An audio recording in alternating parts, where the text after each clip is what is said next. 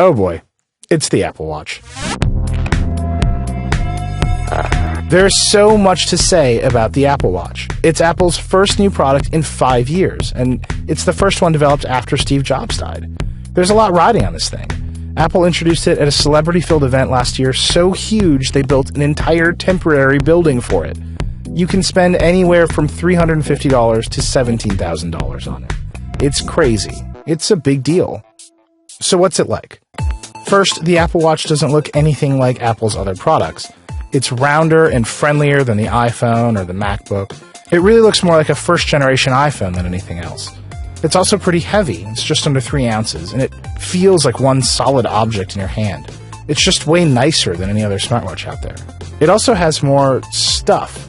Unlike Google's Android Wear, which basically extends your phone, the Apple Watch feels like an entire little computer on your wrist, and that's both good and bad. Unlike every other smartwatch, the Apple Watch is all about physical controls. It literally has buttons and knobs, and it takes a while to figure them all out. There's the Digital Crown scroll wheel, which is also a button, the screen itself, which uses a new technology called Force Touch to act as another button, and there's a side button, which is especially confusing since it looks just like the iPhone sleep button, but actually opens the Communications app. Apple's making a big deal out of the Digital Crown, which lets you smoothly scroll and zoom on the watch without your fingers getting in the way of the screen. And it's definitely nice to have. After using the watch for a while, I looked for the crown on my phone. But you can also just scroll through lists on the watch just fine with your finger. And in general, anything you can do with the crown, you can do on the screen. The back of the watch has a raised area for the optical heart rate sensor, and it's also where the magnetic charging cable connects. The cable is nice, but I wish Apple had included a nice dock, like Motorola does with the Moto 360. Of course, all of the real action with the Apple Watch happens on the screen, and the Retina display is beautiful. It has super bright colors, great viewing angles, and inky blacks that make it seem like it blends right into the sides of the watch. It's great. My only complaint is that it's not laminated super close to the watch face. There's definitely a small air gap that you can see from time to time.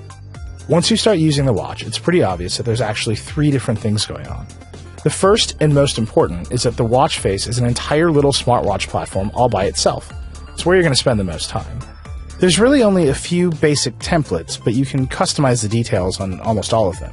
There's not really a great digital watch face, though, and you can't create your own or buy new ones like you can with Android Wear. It's a missed opportunity, and Apple has to be working on it. But the watch face is really about 2 things: notifications and glances.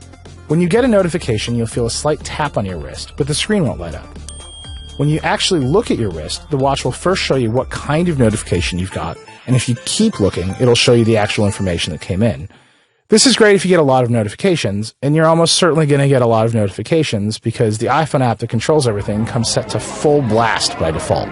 So we're really looking forward to launching this new thing. We're thinking a lot about the future. We want to bring in food and technology and kind of think about how we can, spin that into a really great package, and we were wondering if The Verge was interested in collaborating with us. So this is an email from a coworker who is not this coworker. I don't have time to answer this right now because I want to pay attention, so I'm just going to dismiss it for later. So we thought that, this was something that could be a really great collaboration for The Eater and The Verge, and we were wondering if you guys had any thoughts on it. Yeah, there's so much. This is an Instagram-like. And here's the real problem with the Apple Watch right now. The settings for how you control what notifications go from your phone to your watch aren't very granular. It's kind of all or nothing for every app you have on your phone. So I'm getting all kinds of notifications I don't want, and to turn them off, I have to go through a huge list and pick which one's yes or no. And so really all I'm doing is knowing more about what's happening on my phone than ever before. Is there somewhere that you need to be right now? I really want to talk about this. I think it's such an exciting project. There's so much we could do together. Yeah, absolutely. Another thing that we're thinking about is modern kitchen. This is another text from my wife. So now I'm not paying attention to Sonia. I'm not paying attention to my friends and family. But I'm more aware of how many people that I'm ignoring than ever before. I'm not sure that I like it. If you miss a notification, you can just go back to the list from the watch face and take it from there. But you'll sometimes notice that notifications slow things down, which is a theme on the watch. It's a little underpowered. It's the same with glances, which are basically little status screens you can open from the watch face. You can quickly check your heart rate, or figure out your location, or look at the weather. Apps on your phone can install glances, so I can see what the top trends on Twitter are, or look at mass transit options using Transit. It's cool, but glances don't update in the background, so you have to wait for them to load from your phone.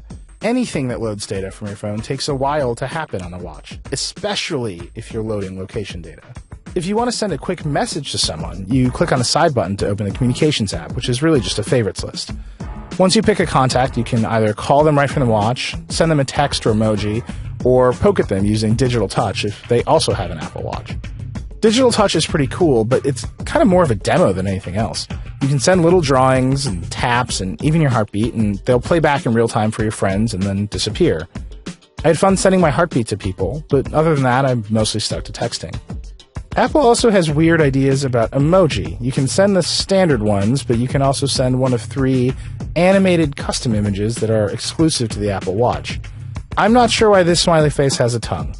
I'm not sure why this heart is exploding, and I'm not sure why this mime's hand is giving me nightmares. This is by far the strangest part of the Apple Watch. I had a lot of fun with it, but I also think I freaked a few people out with this thirsty rando. Beyond the watch face and the Communications app, you can click the digital crown to open the home screen and launch apps. It's a world of possibility, but it's also where the watch definitely feels the slowest. Apps on the watch right now load remotely off your phone, and they feel like it. Uber and Twitter take forever to load. Anything that needs to grab location data from your phone is extremely slow, and in general, you're going to look at a lot of waiting screens. These apps also don't offer that much functionality.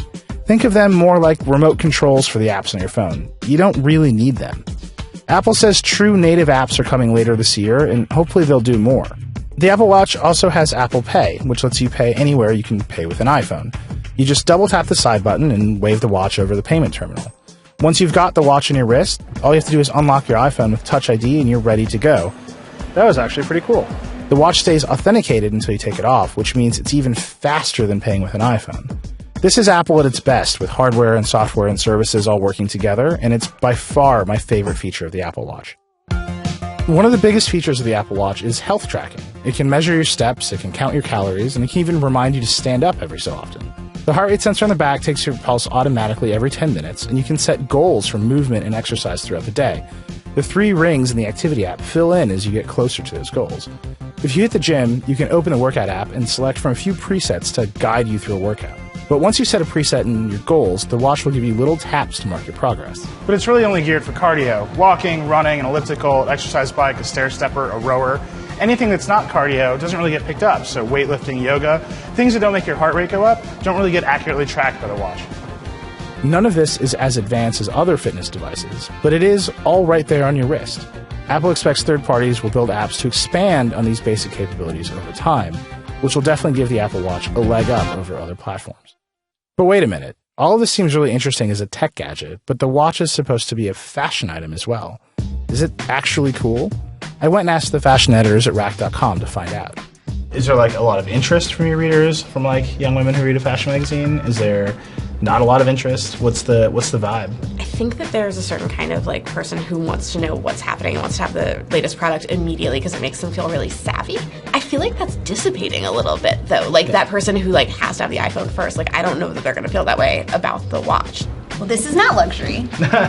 It feels very much like 2 separate objects that were not designed in tandem. It feels like you very much have a computer sitting atop a band, which is not the point of a watch. In terms of whether the fashion world will adopt it or not, I don't know that they're going to adopt it as a design object. I do think this is a watch that makes you feel important, and people who work in fashion like to feel important. Is this cool? Does it stand a chance of being cool?